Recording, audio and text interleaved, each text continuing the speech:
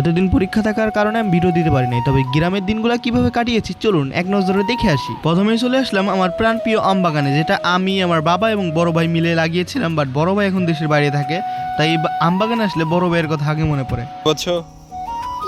কোনো ইচ্ছেই না। কিসের সাথে কি? বিড়ালের সাথে কুত্তার। তো চলো আমরা এখন বাসায় চলে যাই।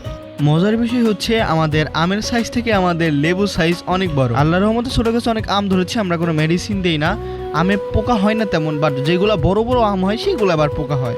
এখানে একজন আমার ভাগ্নি এবং আরেকজন আমার বোন হয়। ওরা দুইজন আম ছিটতেছে, এই যে দেখতে পাচ্ছি যে মাটি উঠানো।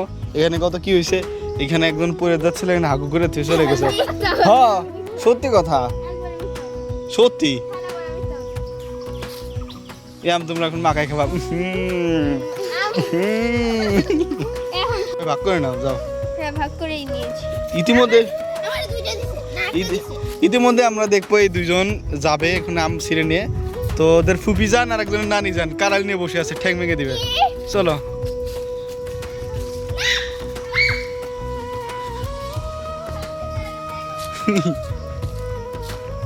এ হে আমারা ভাঙা বাড়ি দেখতে পাচ্ছেন। আসলে আমরা খুব গরিব হে, তাই না?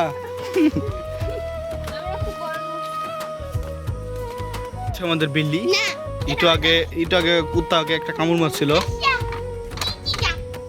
এই ইনি হচ্ছে আমাদের পাগলা, ওরে মানা করা সত্ত্বেও বিড়াল ধরতেছে। আরে কুত্তা কামড়াইছে, এই রে মার যা।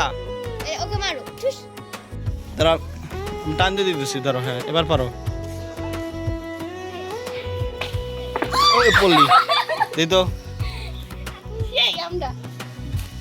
আসলে আমগুলো বড় বড় হয়েছে। আর একটা এটা কিন্তু আরো বড় হবে, আর কি দিয়ে স্পেশাল টপ। এটা না পাগল তো এই যে টপ দেখেই তো খাবো। হ্যাঁ খুব ছোট আছে, দাও কি কাটি দাও। এই দুটো আল্লাহর রহমতে অনেক বড় বড় আম ধরেছে, বাট এই বড় আমের মধ্যে রয়েছে পোকা। তো এইগুলা দিয়ে সাদা এখন আচার বানাবে। ইনি হচ্ছে সাদা, যে আচার বানাচ্ছে আর গল্প করছে।